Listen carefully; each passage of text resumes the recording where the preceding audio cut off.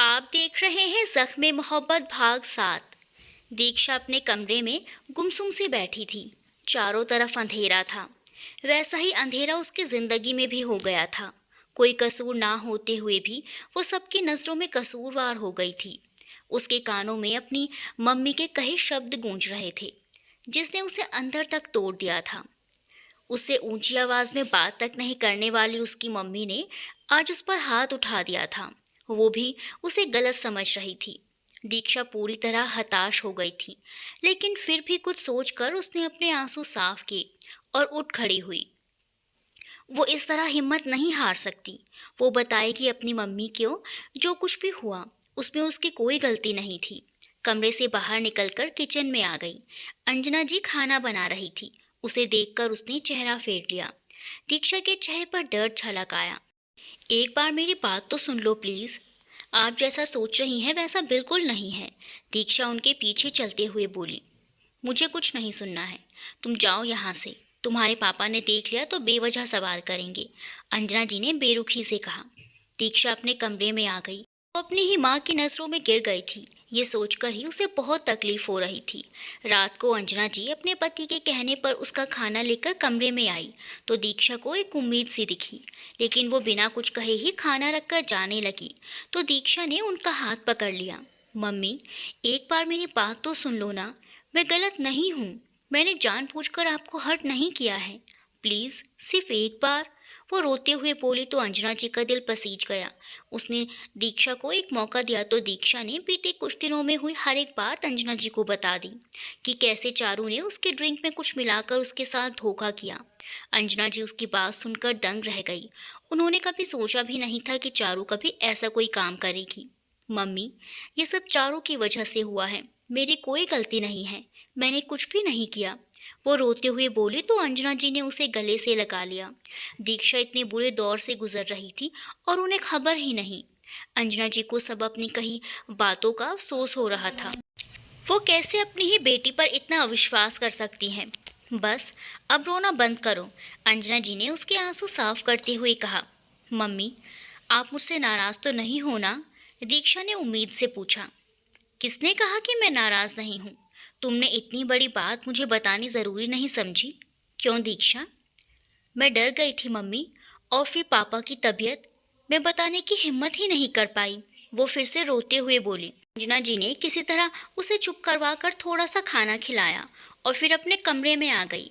दीक्षा के पापा सो चुके थे, लेकिन अंजना जी की आंखों में नींद नहीं थी। वो सिर्फ दीक्षा के बारे में सोच रही थी। दीक्षा का बिना शादी के माँ बनना कितनी बड़ी बदनामी का सबब है, ये सोचकर ही अंजना जी का कलेजा मुंह को आ रहा था। गलती चाहे किसी की भी हो, लेकिन जिंदगी दीक्षा की खराब हो रही है। लेकिन वह अपनी बेटी की जिंदगी खराब नहीं होने देंगी। उसे जल्द से जल्द कोई फैसला लेना होगा। सर, मैंने ब्लड सैंपल मंगवा लिया है। अब क्या करना है? करण ने अपने सामने बैठे सक्षम से कहा। उसने दीक्षा की डॉक्टर के साथ काम करने वाली नर्स को कुछ पैसे देकर उससे दीक्षा का ब्लड सैंपल ले लिया था। उसे लैब में भेजो और डॉक्टर से कहो रिपोर्ट जल्दी बनाए। मैं और इंतज़ार नहीं कर सकता, सक्षम ने कहा तो करण ने तुरंत किसी को कॉल मिला दिया। कुछ देर बात करके वो फिर से उसके पास आ गया। सर, रिपोर्ट कल सुबह तक आएगी, करण ने कहा तो सक्षम बिना कुछ कहे खिड़की के पास जाकर खड़ा हो गया। उसने एक सिगरेट जलाकर होंठों से लगा ली। वो अपना ब्लड सैंपल पहले ही दे आया था। उसे इंतजार था तो वो सिर्फ दिशा के ब्लड सैंपल का, वो भी किसी तरह करण ले आया था। उसे अब इंतजार था तो सिर्फ टेस्ट रिपोर्ट्स का। उसके लिए एक एक पल बिताना मुश्किल हो रहा था। अगर सच में वो बच्चा उसका हुआ तो वो दीक्षा को छोड़ेगा नहीं, जिसने बिना उसे बताए उसके बच्चे को रखने की जरूरत की है। कहाँ जा रही हो तुम? दीक्षा को तैयार होता देखकर अंजना जी ने सवाल किया। ऑफिस जा रही हूँ मम्मी, आज बहुत काम है, वो तैयार होते हुए ही बोली। तुम आज छुट्टी ले लो। छुट्टी? लेकिन क्यों? मुझे तुम्हें कहीं लेकर चलना है। आज तुम मेरे साथ चलो। ऑफिस कल चली जाना। लेकिन कहाँ? रास्ते में बता दूंगी, तुम अभी जल्दी से तैयार होकर बाहर आओ। मैं बानी को नाश्ता देकर आती हूँ। वो अपनी बात कहकर चली गई और दीक्षा पीछे खड़ी उलझन में उन्हें देखती रह गई। कुछ देर बाद वो अंजना जी के साथ चली गई। उसने एक बार फिर पूछा था, लेकिन अंजना जी ने उसे कुछ नहीं बताया। कुछ देर बाद वो लोग एक हॉस्पिटल के बाहर आकर रुके तो दीक्षा ने उलझन भरे भावों से अंजना जी को देखा, लेकिन उसने नजरअंदाज किया और ऑटो वाले को पैसे देकर नीचे उतर गई। दीक्षा भी ऑटो से बाहर चली गई। अंजना जी ने कहा, लेकिन दीक्षा अपनी जगह से नहीं हिली। नहीं, पहले आप मुझे ये बताइए कि आप मुझे यहाँ क्यों लाई हैं? यहाँ मेरी एक सहेली काम करती है। मैंने उसे तुम्हारे बारे में बताया और वो हमारी मदद करने को तैयार है। तुम फिक्र मत करो, मैंने सारी बात कर ली है। वो उसे समझाते हुए बोली। किस बारे में बात कर ली है? दीक्षा ने हैरानी से कहा। तुम्हारे ट्रीटमेंट के लिए, वो सपाट लहजे के साथ बोली। दीक्षा को एक तेज धक्का लगा। ट्रीटमेंट? हाँ, ट्रीटमेंट। मैं तुम्हारी जिंदगी बर्बाद होते हुए नहीं देख सकती। किसी और के किए की सज़ा तुम क्यों भुगतो? इसीलिए यही तुम्हारे लिए अच्छा होगा। अंजना जी की बात सुनकर दीक्षा की आंखें झिलमिला गई। नहीं, मैं ट्रीटमेंट नहीं करवाऊंगी, वो रोते हुए बोली और वहां से जाने के लिए पलट गई। लेकिन अंजना जी ने उसका हाथ पकड़ लिया। ये कैसी बातें कर रही हो तुम? तुम्हें अंदाजा भी है कि तुम क्या कह रही हो? तुम इस बच्चे को दुनिया में लाना चाहती हो, जो तुम्हारी जिंदगी में मुसीबतों के अलावा कुछ और नहीं लेकर आएगा। इसकी वजह से तुम्हें दुनिया के कितने ताने सुनने पड़ेंगे, लोगों का तिरस्कार सहना पड़ेगा। अंजना जी हैरानी से बोली। मैं कुछ नहीं जानती, मैं ट्रीटमेंट नहीं करवाऊंगी बस। दीक्षा पर अंजना जी की बातों का कोई असर नहीं हो रहा था। वह फैसला कर चुकी थी। दीक्षा, पागल मत बनो। तुम्हारा ये जज्बाती फैसला तुम्हारी जिंदगी तबाह कर देगा, अंजना जी ने फिर कहा। लेकिन दीक्षा अब भी नहीं मानी। तो क्या चाहती हो तुम? इस बच्चे के लिए अपने पिता को मारना चाहती हो? इसी दिन के लिए तुम्हें जन्म दिया था कि तुम एक दिन हमें जीते जी मार दो। हम किसी को मुंह दिखाने के काबिल भी नहीं रहे, अंजना जी ने गुस्से से कहा। मम्मी, आप ऐसा क्यों बोल रही हो? मैंने ऐसा कुछ भी नहीं चाहा, दीक्षा रोते हुए बोली। वही तो तुम कर रही हो ना। तुम अच्छे से जानती हो कि तुम्हारे पापा की अभी हार्ट सर्जरी हुई है। वो इतना बड़ा सदमा बर्दाश्त नहीं कर पाएंगे। उसके बाद भी तुम्हें उनकी कोई चिंता नहीं है। मम्मी, ऐसा नहीं है। ऐसा नहीं है तो मान लो मेरी बात। मैं तुम्हारे आगे हाथ जोड़ती हूँ। मैं अपने परिवार को टूटते हुए नहीं देख सकती। तुम्हारे पापा को कुछ हो गया तो मैं जी नहीं पाऊंगी। वो रोते हुए दीक्षा के सामने हाथ जोड़े खड़ी थी, जो देखकर दीक्षा का दिल तड़प उठा था। उसने तुरंत अंजना जी के हाथ नीचे कर दिए। इंसान अपनों के आगे हार जाता है, और आज दीक्षा भी अपने परिवार के आगे हार गई थी। मैं तैयार हूँ, वो खुद को संभाले सिर्फ इतना ही बोली। अंजना जी के रोते हुए चेहरे पर राहत आ गई। वो दीक्षा को लेकर अंदर चली गई। अपने आंसू आंखों में ही जब्त किए वो बोझल कदमों से अंजना जी के पीछे चल दी। उसका बढ़ाया हर एक कदम उसे अपने बच्चे से दूर ले जा रहा था। यह सोचकर ही पैरों में जान नहीं बची थी, लेकिन वो अपने परिवार के लिए और मुसीबत नहीं बनेगी। सक्षम एक 5 स्टार होटल में बैठा अपने सामने बड़ी रिपोर्ट्स को घूर रहा था। उसने अपना और दीक्षा के बच्चे का डीएनए टेस्ट करवाया था, जिससे साफ जाहिर हो गया था कि वो दीक्षा के बच्चे का बायोलॉजिकल फादर है। यह जानकर उसके दिल में दीक्षा के लिए नफरत और बढ़ गई थी। गुस्से से उसके माथे की नसें तनी हुई थी।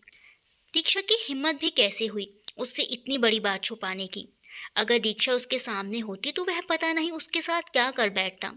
करण उसके पास खड़ा उसके चेहरे के भावों को देखकर मन ही मन खुद के लिए प्रार्थना कर रहा था।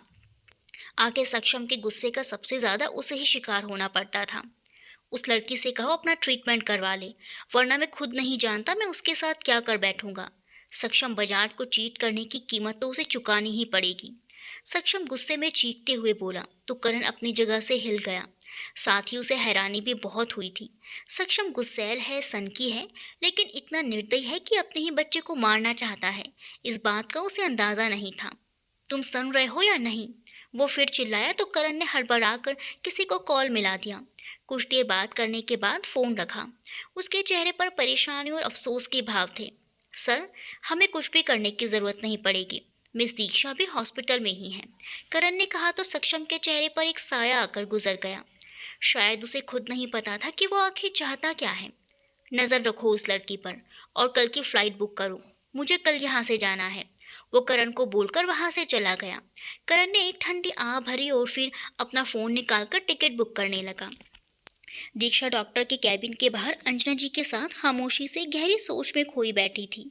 वो अपने बच्चे को नहीं मारना चाहती थी, लेकिन अपने परिवार के खिलाफ कैसे जाए। वो लगातार अपने हाथों की उंगलियों को आपस में उलझा रही थी। घबराहट, बेचैनी, डर, सारे भाव वो एक साथ महसूस कर रही थी। अंजना जी उसके पास बैठी उसकी हालत अच्छे से समझ रही थी, लेकिन दीक्षा के लिए इस वक्त यही फैसला सबसे सही होगा। ये सोचकर वो उससे कुछ नहीं बोली। मिस दीक्षा शर्मा, नर्स ने आकर उसका नाम पुकारा तो वो और ज्यादा घबरा गई, लेकिन अंजना जी तुरंत उठ गई। अगला नंबर आपका ही है, आपको डॉक्टर ने कैबिन में बुलाया है। नर्स की बात सुनकर दीक्षा का दिल और घबरा उठा। एक माँ अपने बच्चे को जिंदगी देने के लिए क्या कुछ नहीं करती, और वो इतनी कमजोर है कि अपने बच्चे की हिफाजत भी नहीं कर सकती। अंजना जी ने उसे उठने का इशारा किया, लेकिन दीक्षा टस से मस नहीं हुई। वो अपने ही ख्यालों में खोई हुई थी। इन कुछ दिनों में ही उसने खुद को अपने बच्चे से किस कदर जोड़ लिया था, ये सिर्फ उसका दिल जानता है। उन एहसासों को वो कैसे एक पल में ख़त्म कर सकती है। दीक्षा, उठो, अंजना जी ने उसके कंधे पर हाथ रखकर कहा। नहीं, मैं अपने बच्चे को नहीं मारूंगी, कभी भी नहीं।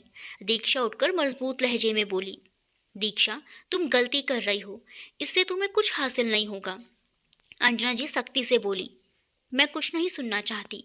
मुझे पता है मेरे इस फैसले से आप बहुत हर्ट हुई हैं, लेकिन मैं अपने बच्चे के साथ ऐसा नहीं कर सकती, और ना ही मैं और मेरा बच्चा आपके लिए जिल्लत और बदनामी का कारण बनेगा, क्योंकि मैं अपने बच्चे को लेकर आपसे बहुत दूर चली जाऊंगी। मेरी वजह से आपको कभी कोई परेशानी नहीं होगी। दीक्षा रोते हुए बोली। अंजना जी उसकी बातें सुनकर बेयकीनी से उसे देख रही थी। दीक्षा अपनी बात कहकर भागते हुए वहां से चली गई। अंजना जी धम से कुर्सी पर बैठ गई। वहीं पास में खड़े एक आदमी ने उनकी बातें सुन करण को फोन मिला दिया। शाम ढल चुकी थी, अंधेरा होने को आया था। एक सुनसान, लगभग खाली सी सड़क पर, जहां गाड़ियों की आवाजाही बहुत कम थी, वहां दीक्षा सड़क किनारे लगी एक बेंच पर बैठी थी, बिल्कुल गुमसुम, खामोश, अपना सर झुकाए गहरी सोच में डूबी हुई। समझ नहीं आ रहा था कि वो क्या करे, कहाँ जाए। सबने उसका साथ छोड़ दिया था, कुछ नहीं था अब उसके पास। वो अपनी जिंदगी के बिल्कुल हताश हो चुकी थी। कुछ देर बाद एक वैन उसके पास आकर रुकी और उसमें से कुछ गार्ड्स बाहर निकले और दीक्षा की तरफ बढ़ गए। वो सब दीक्षा के इर्द गिर्द जाकर खड़े हो गए, लेकिन दीक्षा को इस बात का होश ही नहीं था। वह तो पूरी तरह खुद में खोई हुई थी। उनमें से एक ने उसके कंधे पर हाथ रखा तो दीक्षा चिढ़क कर सीधी हुई। वो कुछ समझ पाती उससे पहले ही उनमें से एक ने उसके मुंह पर रुमाल रख दिया। दीक्षा तुरंत बेहोश हो गई। कुछ देर बाद दीक्षा एक बड़े से बेड पर अकेली लेटी हुई थी। वो अभी भी बेहोश पड़ी थी, उसे अभी तक होश नहीं आया था। कुछ घंटों बाद जब उसे होश आया तो उसने खुद को एक बड़े से बेड पर लेटा हुआ पाया। अपने दिमाग पर जोर डाला उसने तो उसे याद आया कि कुछ लोग उसके पास आए थे और उनमें से किसी एक ने उसके मुंह पर रुमाल रख दिया था। उसके बाद का उसे कुछ भी याद नहीं था। वो जल्दी से उठ खड़ी हुई, लेकिन सर बहुत भारी लग रहा था, इसीलिए लड़खड़ाकर फिर से बैठ गई। लेकिन उसने खुद को संभाला और किसी तरह कमरे के दरवाजे तक पहुंची। उसने दरवाज़ा खोलने के लिए उसे पुश किया, लेकिन कोई फायदा नहीं हुआ, क्योंकि दरवाज़ा बाहर से लॉक्ड था। उसने बहुत कोशिश की दरवाज़ा खोलने की, लेकिन कोई फायदा नहीं हुआ, और ना ही किसी के आने की या बोलने की कोई आवाज़ सुनाई दी। उसे किसी ने किडनैप कर लिया है, यह सोचकर ही उसकी जान निकल गई। उसकी आंखें झिलमिला आई थी, लेकिन उसने अपने आंसुओं को आंखों में ही जब्त कर लिया। उसने घूम घूम कर पूरे कमरे को देखा, कहीं कोई रास्ता हो उसके बाहर निकलने का, लेकिन कोई फायदा नहीं हुआ। वहां और कोई रास्ता नहीं था। पूरे कमरे में बड़ी बड़ी कांच की खिड़कियां थीं, जिन पर बड़े बड़े कर्टन्स लगे हुए थे। मैं भागकर उन खिड़कियों के पास गई और उन पर्दों को हटाकर देखा तो दूर दूर तक सिर्फ और सिर्फ बड़े बड़े पेड़ पौधे नजर आ रहे थे। वो इलाका शायद शहर से बाहर का इलाका था। दीक्षा ने उन खिड़कियों को खोलने की कोशिश की, लेकिन वो भी नहीं खुली। आखिर में थक हार कर वो फिर से बेड पर बैठ गई। आंखों में फिर से आंसुओं की बूंदें जमा होने लगी थी। उसके जिंदगी में पहले ही इतनी मुसीबतें कम थीं, जो अब किसी ने उसे किडनैप भी कर लिया था। कुछ ही पलों बाद वो अपना सर झुकाए जोर जोर से रोने लगी, लेकिन शायद वहां उसकी सुनने वाला कोई नहीं था। करीब 1 घंटे बाद जब दरवाज़ा खुलने की आहट हुई तो दीक्षा किसी अनजान खतरे का सोचकर खुद में ही सिमट कर बैठ गई। उसने अपना सर पूरी तरह से अपने घुटनों में डाल दिया था। उसके हाथ पांव डर के मारे कांप रहे थे। दरवाज़ा खुला और अगले ही पल सक्षम अंदर आया और धीमे कदमों से चलकर दीक्षा के ठीक सामने सोफे पर जाकर बैठ गया। दीक्षा ने अपनी नजरें नहीं उठाई, बल्कि और ज्यादा खुद में सिमट गई। उसका डर के मारे बुरा हाल हो रहा था। सक्षम अपनी तीखी नजरों से उसे घूरता रहा। क्या हुआ? डर लग रहा है? कुछ देर की खामोशी के बाद सक्षम की भारी आवाज वहां गूंज उठी। दीक्षा ने चौंक कर अपनी गर्दन उठाकर सक्षम को देखा। शायद वो उसकी आवाज पहचान चुकी थी। आप आपने मुझे किडनैप करवाया है? दीक्षा ने बेयकीनी के आलम में उसे देखकर पूछा। सक्षम भी अपनी ठंडी नजरों से उसे ही घूर रहा था। तुम्हें अभी भी कोई शक है? सक्षम ने सपाट लहजे में जवाब दिया, जबकि उसका जवाब सुनकर दीक्षा हैरानी और गुस्से के मिले जुले भाव से उसे घूर रही थी। वह जल्दी से बेड से उतर गई और उसके पास आकर खड़ी हो गई। आपकी हिम्मत भी कैसे हुई मुझे किडनैप करवाने की? आप खुद को समझते क्या हैं? आखिर अब कितना नीचे गिरेंगे आप? दीक्षा ने गुस्से में चीखते हुए कहा। आवाज नीची रखो, वरना तुम्हारी एक गलती तुम पर बहुत भारी पड़ सकती है। सक्षम ठंडे भावों से बोला।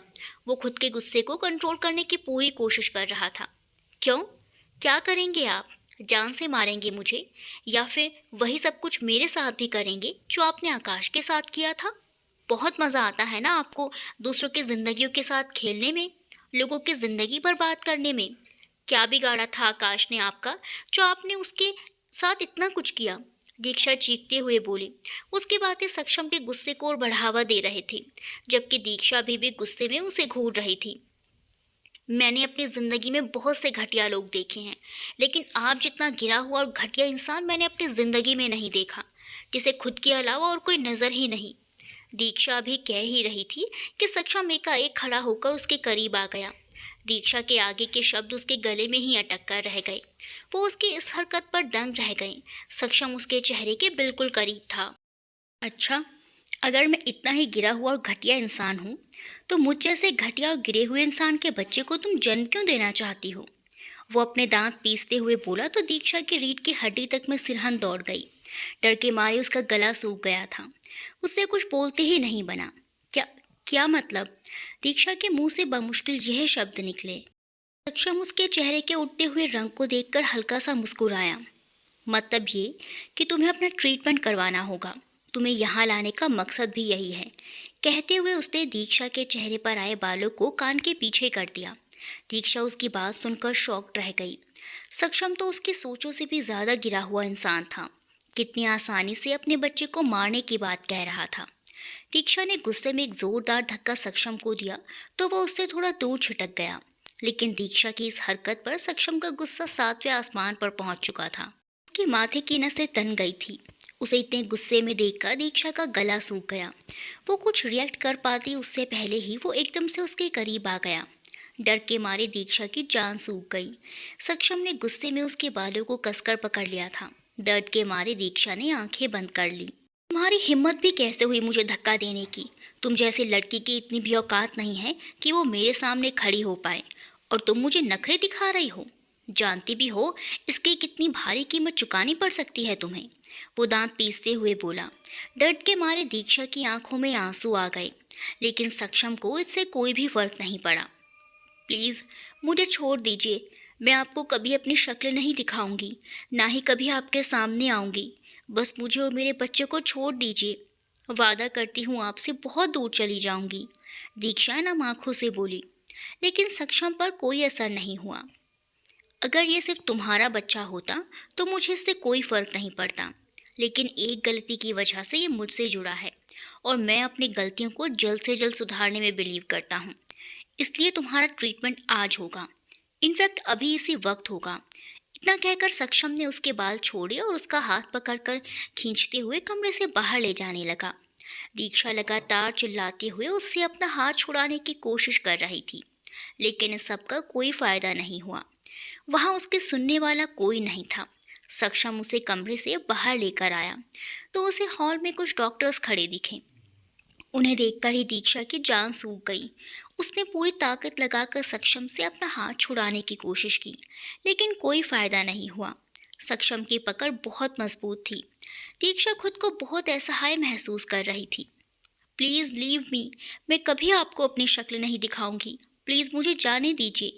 दीक्षा रोते हुए बोली, लेकिन सक्षम पर इसका कोई भी असर नहीं हो रहा था, बल्कि उसे दीक्षा के रोने से और ज़्यादा इरिटेशन हो रही थी। चुप, बिल्कुल चुप।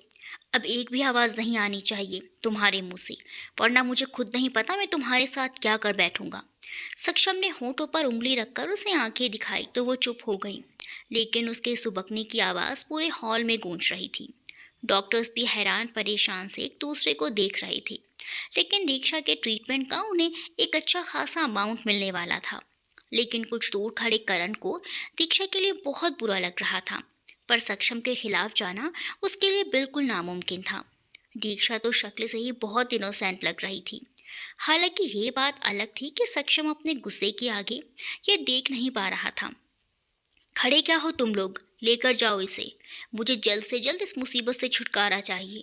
उसने अब डॉक्टर्स की तरफ देखकर गुस्से से कहा तो डॉक्टर्स हड़बड़ाकर तुरंत दीक्षा की ओर बढ़ गए। लेकिन दीक्षा सक्षम के शब्दों को सुनकर ही स्तब्ध रह गई थी और अगले ही पल उसका शरीर बिल्कुल ढीला पड़ गया, जो महसूस कर सक्षम ने उसकी ओर देखा।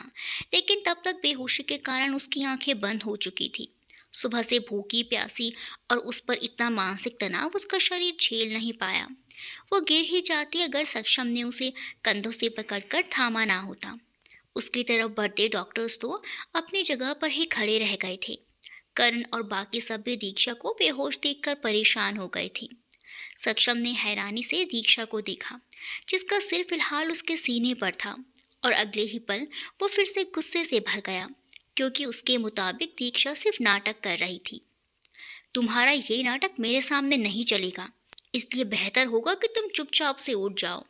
सक्षम ने उसका चेहरा थोड़ा खुद से दूर करके कहा, लेकिन दीक्षा होश में होती तब तो कुछ कहती। सक्षम ने एक दो बार और कोशिश की, लेकिन दीक्षा के शरीर में कोई हलचल नहीं हुई। सर, लगता है ये सच में बेहोश हो गई हैं। आप प्लीज़ इन्हें रूम में लेकर चलिए। करण ने उसकी बात सुन फिक्र से कहा। सक्षम ने उसकी बात सुनकर खुद को शांत करने के लिए एक पल को अपनी आंखें बंद कर ली, और अगले ही पल उसने आंखें खोलकर दीक्षा को देखा, जिसके शरीर में अभी भी कोई हलचल नहीं हो रही थी। उसने तुरंत दीक्षा को गोद में उठाया और कमरे की तरफ बढ़ गया। अंजना जी टेंशन में हॉल में बैठी दीक्षा के आने का इंतजार कर रही थी। उसके दिमाग में दीक्षा की बातें घूम रही थी। उन्हें लगा था कि दीक्षा ने घर छोड़ने वाली बात यूं ही कही होगी, लेकिन अब उन्हें इस बात की गहराई का एहसास हो रहा था। इतनी रात हो गई थी, लेकिन दीक्षा अभी तक घर नहीं आई थी। बानी और अपने पति को तो झूठ कह दिया था कि दीक्षा अपने किसी दोस्त के घर रुक गई है आज, लेकिन सच तो सिर्फ उन्हें पता था। अंजना जी का दीक्षा की फिक्र में बुरा हाल हुए जा रहा था। वह मन ही मन दीक्षा के ठीक होने की दुआएं कर रही थी। मेंटल स्ट्रेस और कमजोरी की वजह से बेहोश हो गई हैं। मैंने इंजेक्शन दे दिया है। दीक्षा को चेक करके डॉक्टर ने बाहर आकर सक्षम से कहा, तो वो बिना कुछ कहे वहां से चला गया। उन्हें होश कब तक आ जाएगा? सक्षम के जाने के बाद करण ने डॉक्टर से सवाल किया। सुबह तक होश आ जाएगा, डॉक्टर ने कहा तो करण ने राहत की सांस ली।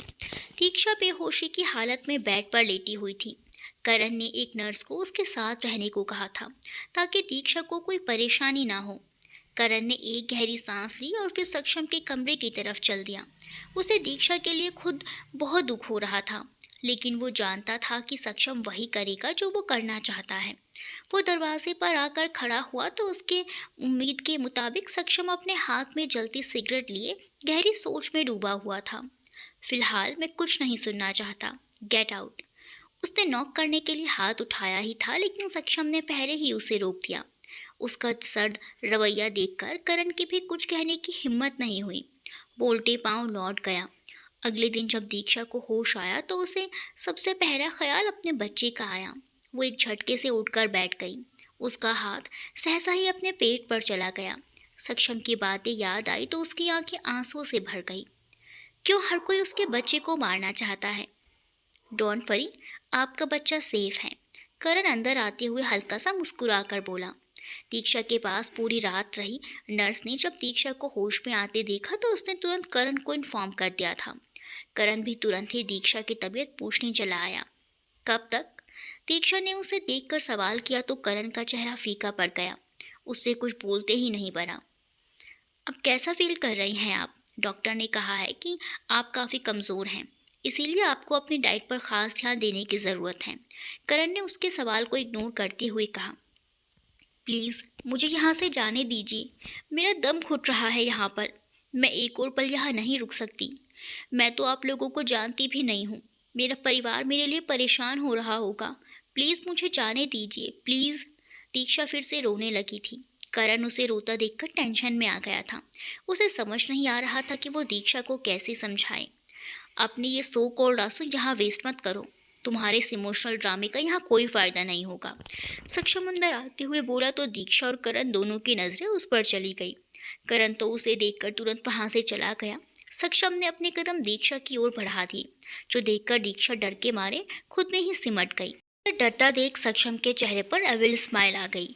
वो हाथों को पैंट की पॉकेट में डाले उसके बिल्कुल करीब आकर खड़ा हो गया। करण ने तुम्हें बताया नहीं कि तुम्हारे ट्रीटमेंट की सारी प्रिपरेशन हो चुकी है, सिर्फ तुम्हारे होश में आने का इंतज़ार था, और अब वो इंतज़ार भी ख़त्म हुआ। सक्षम उस पर हल्का सा झुकते हुए बोला, क्यों कर रहे हैं आप मेरे साथ ये सब?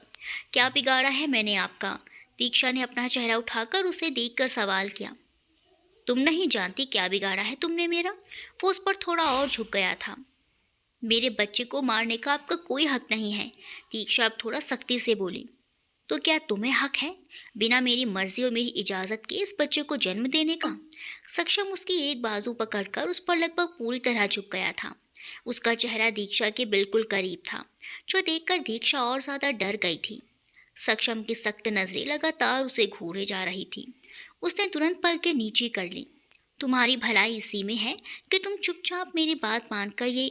सक्षम अभी कह ही रहा था कि किसी ने एक झटके से दरवाज़ा खोल दिया। सक्षम, आवाज़ सुनकर सक्षम के चेहरे पर शिकन आ गई। वो दीक्षा को छोड़ता हुआ तुरंत पलट गया।